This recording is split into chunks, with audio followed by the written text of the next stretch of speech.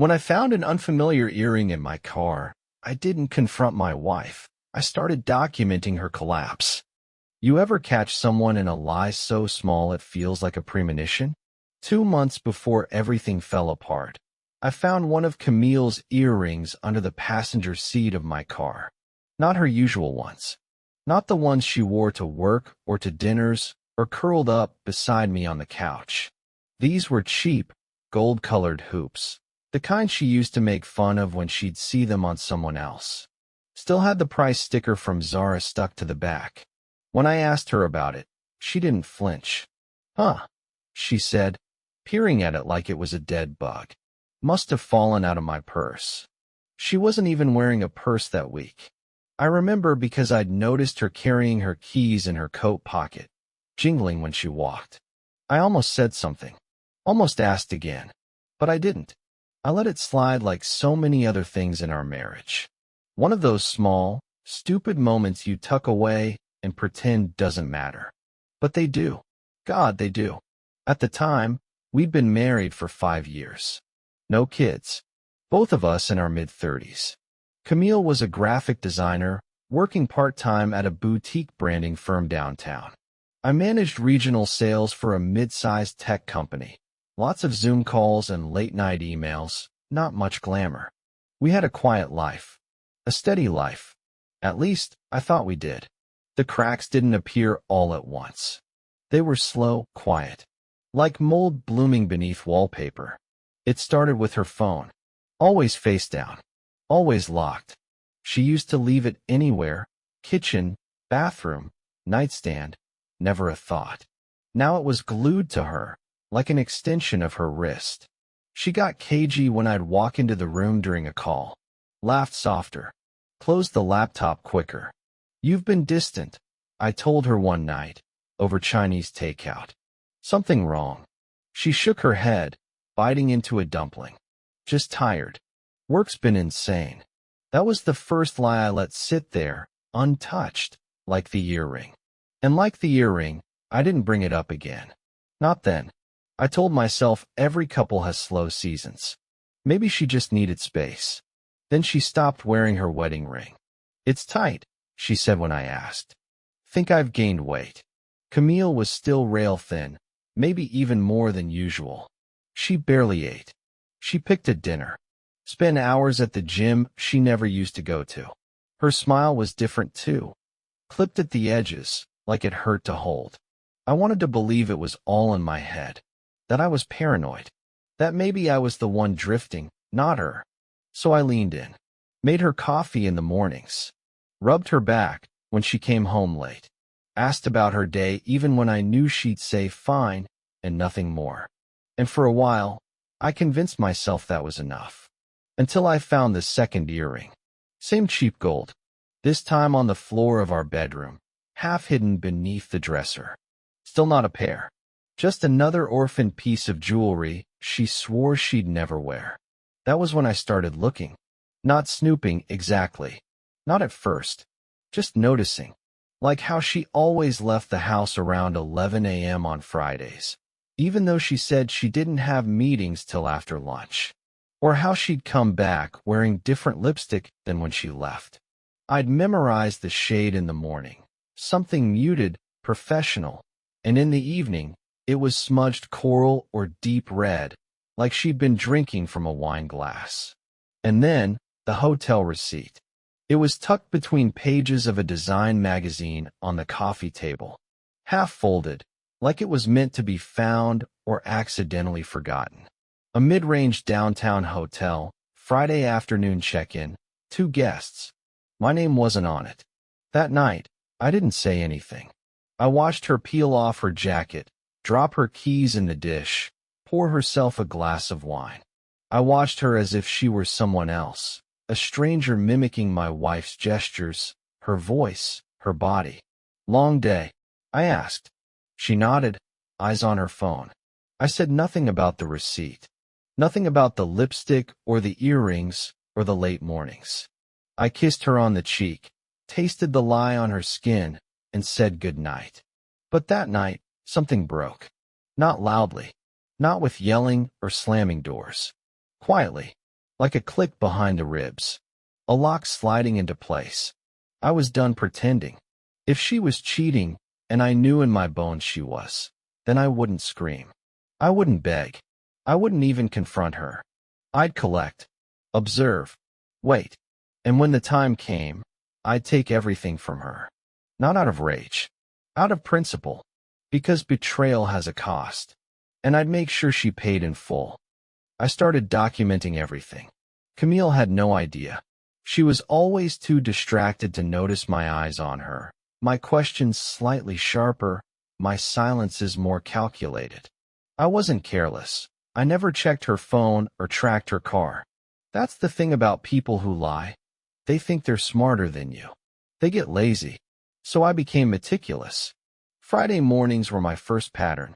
She'd leave in the same gray wool coat, soft curls tucked behind her ears, with that thin smile she used when she was already thinking about something else.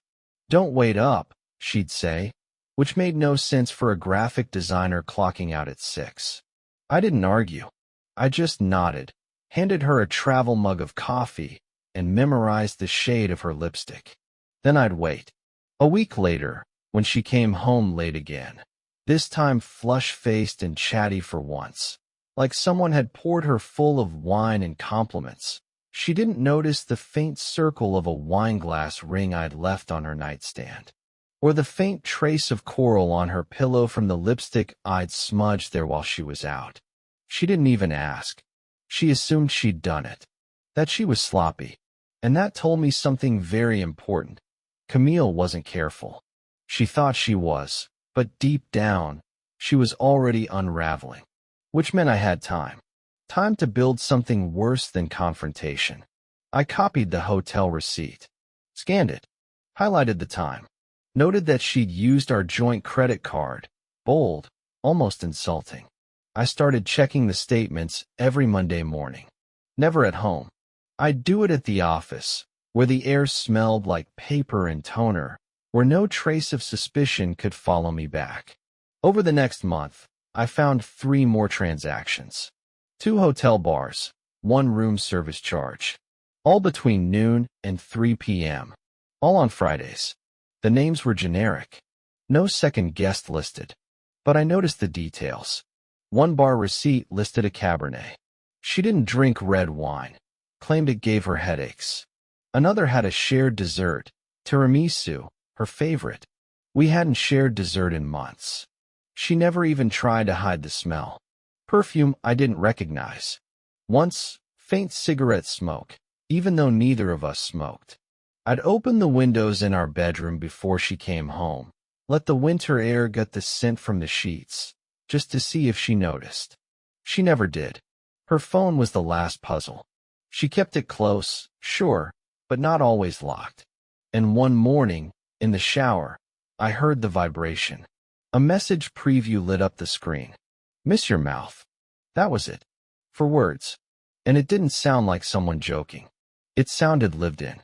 Familiar. That was the moment the shape of the affair started forming in my mind. Not just a fling, but something deeper.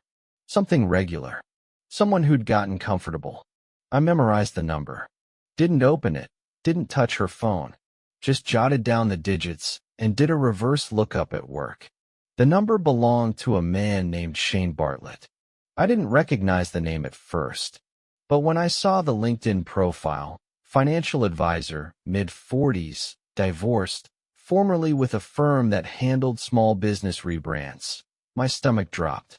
Camille had worked with that firm 6 months ago. She'd mentioned it once in passing. "Nice enough guy," she'd said. "Bit of a show-off." Show-off. I remember that word.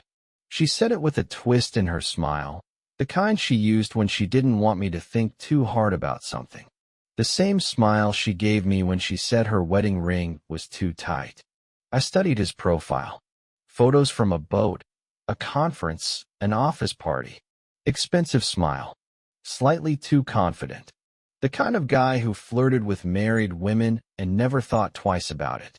That night, I lay beside her in bed, our backs inches apart, the air between us thick with heat and silence. I listened to her breathing shift as she fell asleep. I could have woken her then, could have said the name, but names weren't power. Proof was. So I dug deeper. Quietly, deliberately. Shane had a private Instagram. I made a burner account, stock photo avatar, no posts, no followers. Sent a follow request and forgot about it. 2 days later, I was in. His feed was what I expected. Motivational quotes, filtered selfies, pictures of his German Shepherd, bro-y captions that made me want to grind my teeth. But one post stood out, a blurry shot of a city view through hotel glass. Friday, 2:16 p.m. No tags, no visible faces. But on the table was a wine glass and a dessert plate with 2 forks. I checked Camille's card. That was the day she'd spent $48 at the hotel bar downtown. She was in the photo, not visibly, but she was there. I remember sitting in my car after work, staring at that screen and realizing something strange. I wasn't angry, not in the way people expect. I didn't want to scream. I didn't want to cry. I felt hollow, sharp, like I'd stepped out of my body and left the real me watching from a distance. That's when I made the decision. I wouldn't confront Camille. I would dismantle her. Not with violence, not with threats, with elegance, with finality. A betrayal this deep didn't deserve an argument. It deserved extinction. And if I did it right, if I took my time, she'd never even see the knife. Camille still kissed me goodbye every morning. That's the part one couldn't stop thinking about. The ritual, intact. Her lips brushing my cheek, soft and mechanical. A mimicry of intimacy. Every day, she left the house with the grace of someone who thought she'd gotten away with it. That thought both sickened and fueled me. I kept the mask on, played my part. I still made coffee, still laughed at the shows she liked, still touched her lower back when we crossed paths in the kitchen. If she ever suspected anything, if there was even a flicker of guilt, she never showed it. That's when I knew she wouldn't just fall. She'd never even see it coming. But to pull this off, I needed patience. And precision. The kind of cruelty that doesn't scream, it whispers. My first move was the will. Camille and I shared everything legally. Accounts, insurance, our modest 2-bedroom home. On paper, we were the perfect couple. No kids, no prenup, no secrets. Except now, only one of those was true. I visited my lawyer under the guise of updating our estate plan. Nothing suspicious, just streamlining. I removed Camille as beneficiary on my life insurance, transferred my savings to an individual account, and started the quiet, invisible process of detaching our finances. It was a slow death, surgical. In the evenings, I'd sit beside her on the couch, pretending to scroll through TikToks while scheduling appointments with divorce attorneys and forensic accountants. She never noticed. She was always texting, laughing quietly into her screen. Once, she even looked up and said, "You seem lighter lately." And I was, just not in the way she meant. My second move was the camera. She had no idea I'd installed one in the living room. Hidden in a hollowed-out copy of Great Expectations, a book she bought but never opened. It wasn't about catching anything graphic. Camille wasn't that reckless. But I wasn't looking for evidence anymore. I was watching behavior, routine, habits, where she left her bag, what time she returned, how her voice changed on the phone. I became a student of her duplicity, documenting how it evolved from subtle to bold. There was an arrogance to it now, the kind that blooms when someone thinks you're too dull to notice. On a Thursday night, she slipped. Not catastrophically, just enough to widen the crack. We were lying in bed, scrolling our respective screens, when she let out a soft laugh. "Shane's such a moron," she said. Immediately followed by, "Wait, did I say Shane? I meant Shauna." From work. She didn't even glance at me. I looked up slowly. "Shauna, huh?" She nodded, still tapping on her phone. "Yeah." She spelled campaign with a Y in an email. Classic Shauna. I didn't respond. I just filed it away. Camille had never mentioned Shauna before. 3 days later, I got my hands on her laptop. It happened during a rare moment of carelessness. She left it charging in the kitchen while showering. Password protected, of course. But I'd seen her type it before, one night when I brought her tea. She never noticed how the reflection in the microwave gave it away. She used the same password for everything. The laptop opened like a wound. Her desktop was clean. Too clean. But buried in her downloads folder was a zip file she forgot to delete. Q4_proposal_final. Inside were images, blurry, suggestive photos of her and Shane at a lake house I didn't recognize. Her hair was different. She was wearing one of his shirts. There were drinks in every frame. Skin, heat, laughter. But the worst part wasn't the content. It was the timestamp. Thanksgiving weekend. She'd told me she was with her sister in Vermont. I'd spent that holiday eating microwave turkey and watching reruns of Frasier while she claimed snowstorms kept her from getting back. She'd been 3 hours away with him, roasting marshmallows by a fire. I sat there, in the glow of her screen, my hands steady. Rage was a luxury I couldn't afford. Not yet. Instead, I copied the folder onto a flash drive, named it Tax Records, and slipped it into my sock drawer. That night, I made her dinner. Seared salmon, roasted potatoes, a bottle of red she liked, the one I always said was overpriced. "You didn't have to do this," she said, setting the table like it was our anniversary. I smiled. "You've been working so hard. Thought you deserved something nice." She kissed my cheek again. The same soft, meaningless kiss. And as we ate, I asked about her day. She told me a story about a client presentation that went sideways. I nodded along, even laughed when she did, imagining the flicker of firelight in those lake house photos, how she leaned into him like she used to lean into me. That was the moment I knew the ending. I wouldn't scream. I wouldn't out her to friends or family. No, Camille's punishment wouldn't be exposure. It would be erasure. I would empty the house, the finances, the future, pull out every plank she stood on, and do it with a smile. And when she looked around, finally realizing she was alone in a house made of ash, it would be too late to ask when the fire started. I went to bed early that night, faking exhaustion, her arms curling loosely around me like habit. She smelled like lavender. I wondered if Shane ever noticed that. Wondered if he mistook the scent for softness, for something worth holding on to. He didn't know her like I did. But soon he'd learn. They both would. It started with the little things. The coffee machine malfunctioned on a Monday morning. The beans she liked were gone, replaced with a cheaper brand I knew she hated, acidic, bitter. She scrunched her nose, dumped the cup, and muttered something about needing to grab one on the way to work. The next day, her dry cleaning went missing. Technically, it was still there. I just moved the bag from the front closet to the attic, not hidden, just misplaced enough to make her question her memory.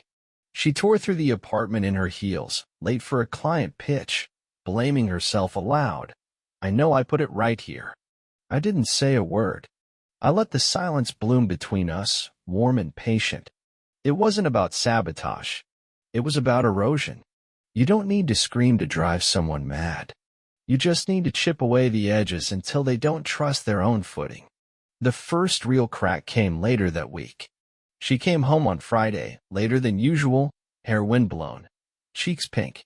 She set her purse on the kitchen counter, took off her coat, and then froze. There was a plate on the table. One of the good ones, the white ceramic with the gold trim we only used when we had guests. On it sat a single slice of tiramisu. She stared at it for a long time. "Did you go out today?" she asked. I didn't look up from the couch. "Worked from home." "Why?" She glanced back at the table. "Did you order dessert or something?" I furrowed my brow, played it just right. "No. Why would I?" She opened her mouth, then closed it. The tiramisu was from the same hotel bar she and Shane always went to. I knew that because I'd ordered it myself, picked it up at lunch, in a to-go bag with no logo. I'd plated it carefully and left it sitting out just long enough to let the edges sweat. She couldn't accuse me. Not really. But she knew. Somewhere in her, a tremor had started. She didn't touch the dessert. The next day, she was up early. Hair unbrushed, face pale. I watched her shuffle around the kitchen, pulling open drawers like something had been moved. "You okay?" I asked, keeping my voice soft. She blinked at me. "Yeah, just weird dreams." The following week, I changed her screensaver. It was a subtle edit, the same photo of us at the Grand Canyon from years ago, but with a tiny silhouette in the background now. A figure that wasn't there before. Barely visible unless you looked closely. She stared at it for a long time when she opened her laptop. Then she closed it. No words. The game wasn't to haunt her. Not really. It was to remind her that she was not unseen. To infect her certainty. By now, I had the legal pieces in place. Separate bank account. Credit unlinked. I'd spoken to an attorney who specialized in quiet exits, ones that left no room for retaliation or division. The house was already being appraised under the guise of a refinancing quote. Our joint assets were shifting, incrementally, just below her radar. And Shane? He was easier than I expected. I created a dummy LinkedIn account, fake name, real credentials, mutual connections. Sent him a message under the pretense of looking for a financial advisor. Said I'd heard good things. Asked to set up a Zoom call. He responded within hours. Of course he did. Men like Shane never say no to a compliment or a potential client. We spoke for 30 minutes. I had my camera off. Kept my voice altered with a low-grade filter. Told him I was a tech entrepreneur looking to invest, wanted someone personally recommended. He smiled into the camera like he was trying to seduce it. "You're very familiar," he said at one point, squinting. I smiled back through the speaker. "I get that a lot." I ended the call by asking if he was open to new clients. He said he was. Gave me his personal number. Even offered to meet in person. I never called him again. But I saved the video. And I knew his weaknesses now. The bravado. The self-satisfaction. The way he leaned into his own reflection like it was a trusted friend. Back home, Camille had grown quiet. She didn't laugh at her phone anymore. She locked herself in the office more often, claiming deadlines. Once, I passed by the door and heard her breathing, not working, not typing. Just breathing. Like someone trying to slow their heartbeat. Then, a week later, I gave her a gift. A small box. Wrapped cleanly. Black paper, white ribbon. Elegant. Purposeful. She looked at it like it was ticking. "What's this?" "No occasion," I said. "Thought of you." Inside was a necklace. Gold, delicate, understated. Not flashy. But engraved on the back was a single word. Seen. She ran her thumb over the engraving. Then she excused herself to the bathroom. I heard the faucet run for a long time. That night, she didn't sleep. She lay beside me, stiff and quiet, the way a child might lie next to something they suspect is already dead. The next morning, she left for work early, too early, and never came home. Not that night. Not the one after. No text. No call. I waited. And when I was sure she wouldn't come back, I opened the envelope I'd prepared 2 weeks earlier. Printed statements. Receipts. Photos. All compiled. All neatly organized. I sealed it and addressed it to Shane's office. Then I poured myself a drink, sat on the couch, and watched the video of our Zoom call one last time. Camille had thought she was the architect of her freedom, but I had been building the blueprint of her collapse since the moment she lied about the earring. And now? Now the final phase was ready. She came back on a Sunday. Hair damp. Clothes wrinkled. No suitcase. Just her and a plastic bag from CVS with nothing in it but gum and travel-sized mouthwash, as if she thought she could still disguise it as a short trip.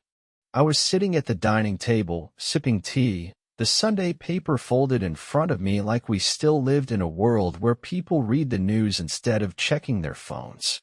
She didn't say hello, just stood in the doorway like a ghost hoping to be invited back into her own body. You left the stove on, I said, without looking up. Her mouth opened, closed. I didn't. You did.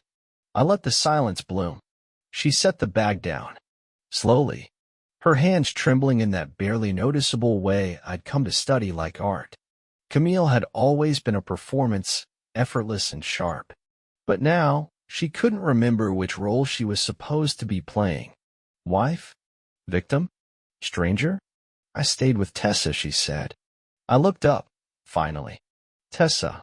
The same friend she once described as too clingy, too loud, too much. Camille hadn't seen her in nearly a year. I nodded, like I believed her. Like belief was something I had left to give. She crossed the room, eyeing me like a wounded animal sizing up a trap. I could tell she hadn't slept. Her mascara clung to the edges of her lashes like soot. Are you angry? I laughed. Not bitter. Not mocking. Just soft. About what? She blinked. I don't know. You've just been off. That was rich. She pulled out a chair across from me, sat slowly, like her body might collapse if she moved too fast. Something's wrong, she said. I folded the paper neatly and set it aside. I got a call from Shane, I said. Calm. Even. Her face didn't change. That told me everything. She already knew. He said someone mailed him a packet. Photos. Documents. Copies of messages. I looked her in the eye. He thinks someone hacked him. Camille swallowed. And you believe him? I don't believe either of you. She flinched. Not visibly. But her hand twitched, fingers curling in toward her palm. She didn't deny it.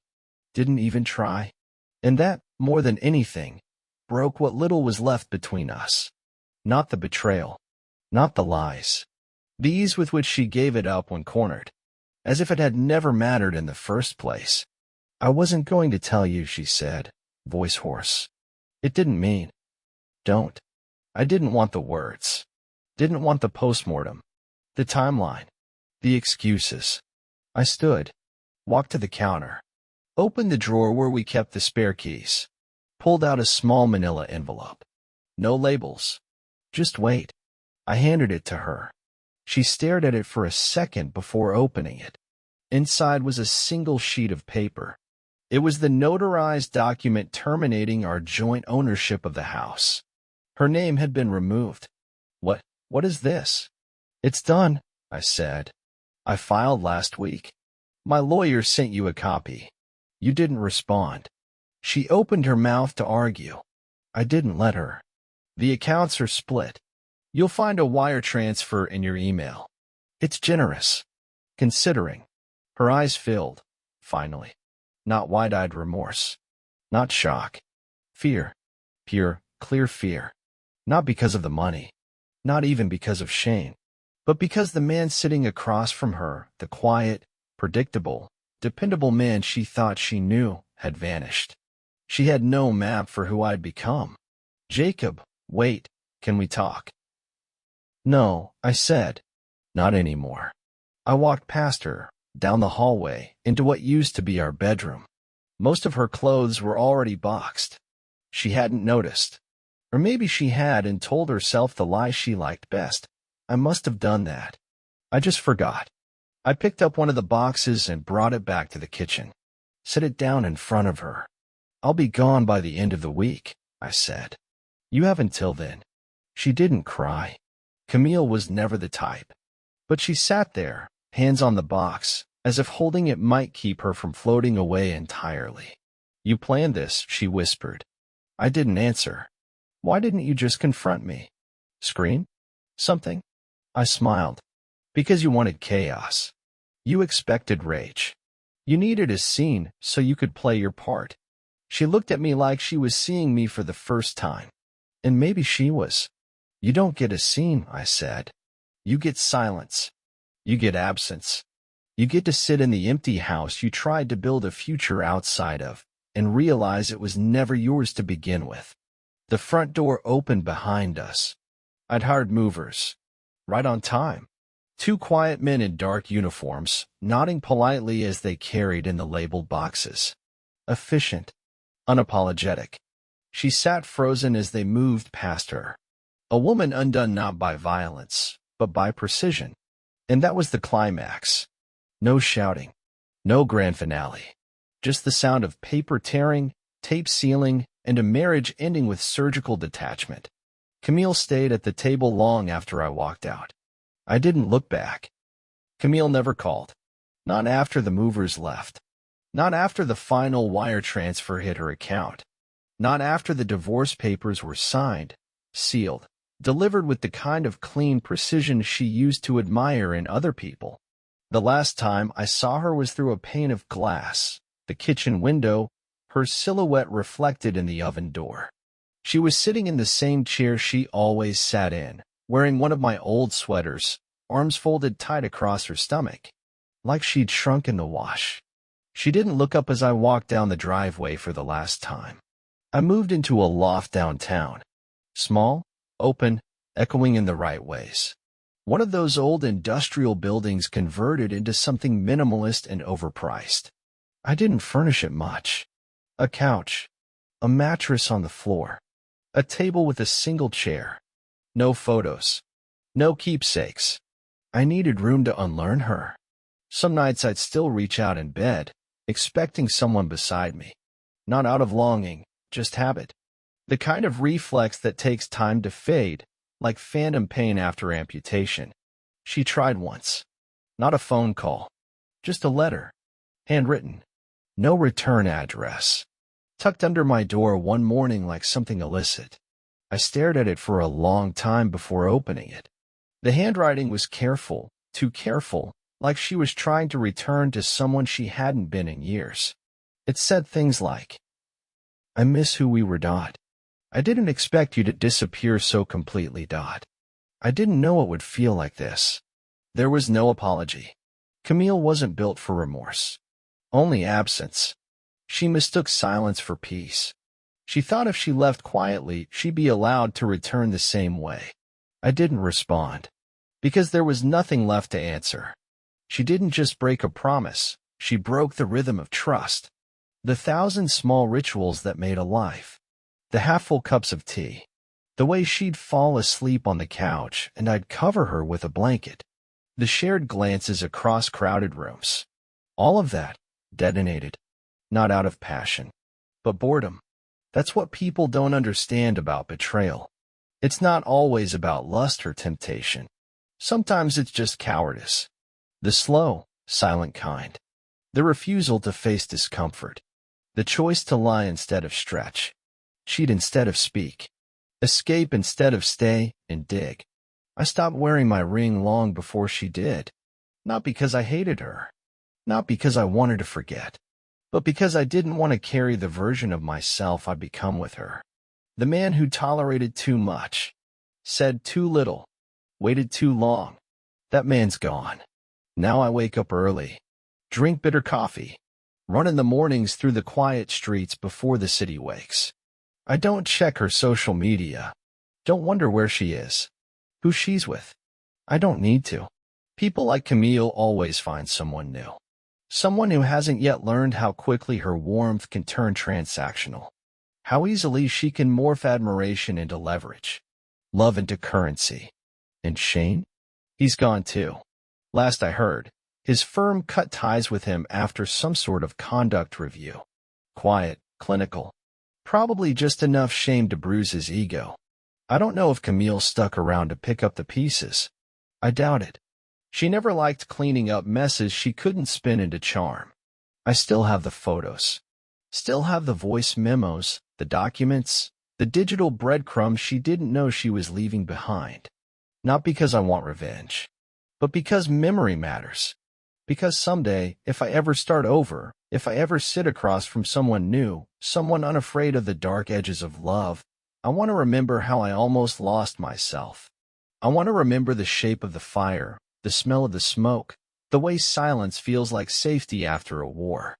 I want to remember what it cost. Not to hurt her, but to spare myself. That's what survival is. Not just walking away, but knowing when, and doing it without looking back. Thanks for watching. If this story pulled you in, make sure to subscribe and hit the bell so you never miss the next confession. Until next time, take care and watch who you trust.